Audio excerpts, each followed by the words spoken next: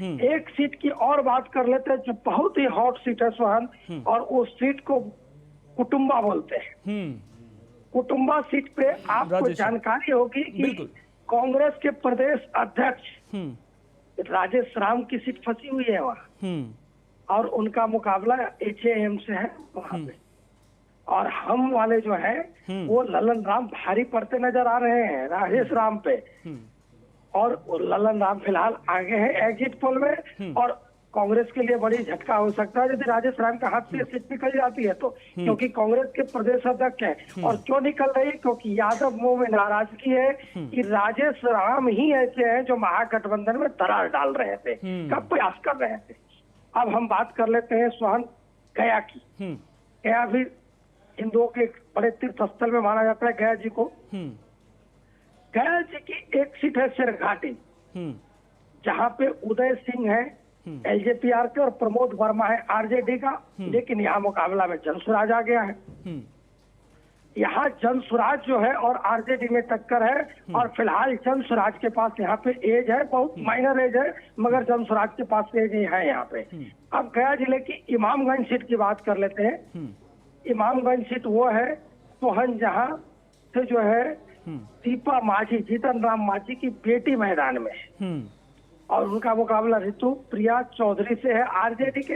हालांकि जीतन राम माझी के प्रति लोगों की सहानुभूति रहती है इस इमामगंज सीट पे, तो फिलहाल जो है एज जो है पिता जीतन राम माझी होने के कारण, इनके पिता जीतन राम माझी होने के कारण दीपा माझी को थोड़ा सा एज है।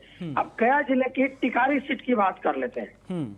टिकारी सीट पे जो है अनिल कुमार जो है हम के, अजय डांगी आरजेडी के, और यहाँ पे मुकाबला में जनसुराज यहाँ भी कूद गया है। जनसुराज जो 4-5 सीटों का प्रदर्शन कर रहे हैं उसमें 2 सीट तो गया जिले की है सर। अब गया जिले की जो ये सीट है टिकारी, यहाँ पे जनसुराज का मुकाबला जो है वो हम के साथ अनिल कुमार के साथ टक्कर है, और कड़ी टक्कर में ये सीट है। हो सकता है अनिल कुमार के हाथ से ये निकल जाए सीट। अब एक सीट हम लोग अतरी की बात कर ले। अतरी सीट पर रोमित कुमार हम के जो है वैजयंती देवी जो है आरजेडी से मुकाबला कर रहे हैं, और यह सीट पे भी कांटे का मुकाबला है। हालांकि आरजेडी यहाँ पे वैजयंती देवी जो है आगे निकलती आ रही है, क्योंकि देखिए रोमित कुमार वगैरह कुछ काम किए नहीं है क्षेत्र में, तो जनता में अनिल कुमार हो या रोमित कुमार हो, जीतन राम माझी के नाम पर जीते हैं, तो अब कब तक जीतेंगे? कभी तो आपको काम के ऊपर भी वोट मांगना पड़ेगा। अब गया जिले की एक और हॉट सीट की बात कर लेते हैं, वजीरगंज सीट है। यहाँ से वीरेंद्र सिंह बीजेपी के कद्दावर नेता है, और उनका मुकाबला अवधेश सिंह कांग्रेस से है। मुझे लगता है कि इस बार वीरेंद्र सिंह को हार का सामना करना पड़ेगा, और अवधेश सिंह यहाँ पे जीतते हुए नजर आ रहे हैं सोहन। और यहाँ पे मुझे लगता है कि अवधेश सिंह के पास एज है, और अवधेश सिंह कल 51-49 की सीट है, अवधेश सिंह को ज्यादा एज है। अब हम लोग 2 सीट की और जिक्र कर लेते हैं, फिर आप और लोगों से बात करिएगा, फिर दोबारा हम लोग बात करेंगे। एक सीट है नवादा की रजौली सीट, जहां बिमला राज वंशी का मुकाबला जो है पिंकी चौधरी से है, और यहाँ पे आरजेडी जो है पिंकी चौधरी भारी पड़ रही है। ये तमाम बेल्ट देखिए बड़ा यादव बहुल बेल्ट है, और यहाँ पे बड़े कांटे का मुकाबला होता है। और सबसे हॉट सीट जो है वो नवादा, वल्लभ यादव की पत्नी मैदान में है जेडीयू से, जो पहले आरजेडी से थी। अब वो जो है मैदान में है जेडीयू से, और उनका मुकाबला किससे है? कौशल यादव से। अब ये तो दोनों सीट, ये जो सीट है इस पे इतनी जबरदस्त टक्कर है सोहन कि हम लोग जब ये एग्जिट पोल कर रहे थे तब भी चक्कर खा रहे थे कि आधा आदमी कहता है वो विभा देवी ठीक है और राजवल्लभ यादव के नाम पर वोट करेंगे, और आधा आदमी कहता है तेजस्वी को वोट देंगे। यहाँ का बहुल क्षेत्र है तो टक्कर काटे की है। अब ये देखना है कि इसमें कौन बाजी मारता है, लेकिन हमारे एग्जिट पोल में फिलहाल राजवल्लभ यादव की पत्नी विभा देवी को एज है। बिल्कुल गोविंद जी भी लगातार बने हुए हैं। गोविंद जी, आपसे अब मैं समझना चाहूंगा, जब गया की बात आती है, नवादा की बात आती है, जमुई की बात आती है, मधेपुरा की बात आती है, तो फिर कुछ चेहरे भी जहन में आते हैं। जीतन राम मांझी हो गए, चिराग पासवान हो गए, पप्पू यादव हो गए, तो क्या इन बड़े चेहरों का इंपैक्ट इस बार के चुनाव में नजर आ रहा है?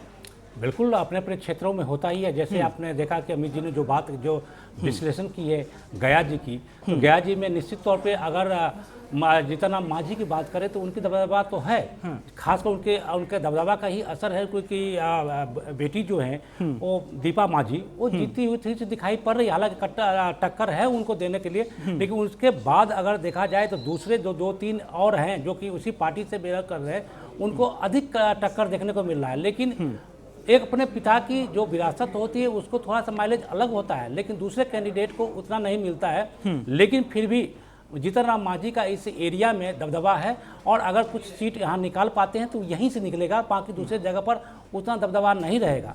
उसी तरह से पप्पू यादव की बात करें तो आप पूर्णिया से लेकर मधेपुरा तक और सुपौल तक में उनका दबदबा है, खासकर मिथिलांचल के जो पूर्वी भाग है उसमें उनका दबदबा है। और कहीं ना कहीं वो सिर्फ यादव बेल्ट को ही प्रतिनिधित्व कांग्रेस की तरफ से नहीं कर रहे हैं, बल्कि उनके कुछ सवर्ण हैं जो उनको फॉलो करते हैं, और उसका भी नतीजा ये होता है। आप उसी से अंदाजा लगा सकते हैं सोहन कि जब कांग्रेस से उनको टिकट नहीं दिया गया, माने सिंबल नहीं दिया गया था लोकसभा के चुनाव में, फिर भी वो निर्दलीय वहां से जीत गए। इसका मतलब क्या हुआ?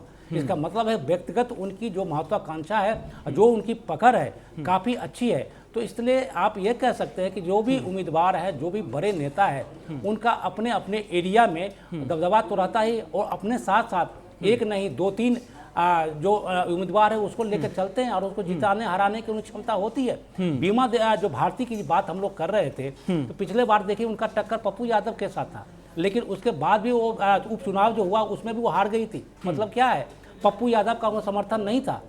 तो ऐसे में हराना जिताना बड़े नेताओं के हाथ में तो कुछ होता है, लेकिन पब्लिक मूवमेंट भी देखा जाता है, वोटर का मूवमेंट देखा जाता है कि इस बार वोटरों का मूवमेंट क्या है, क्या एक लहर चल रही है, उस पर भी डिपेंड करता है। तो आप सीमांचल से लेकर आप मिथिलांचल चले जाए, भोजपुर चलता चाहिए या पश्चिमी चंपारण चले जाए, इस बार थोड़ा सा आपको बदलाव दिखाई पड़ेगा, और महागठबंधन की तरफ थोड़ा सा झुकाव हुआ है। बिल्कुल, जब भी हम जनता के बीच में भी जा रहे हैं तो तेजस्वी यादव का नाम जनता खुल करके कहती हुई भी नजर आ रही है कि इस बार हमें बदलाव चाहिए। ये बातें निकलकर जरूर सामने आ रही हैं।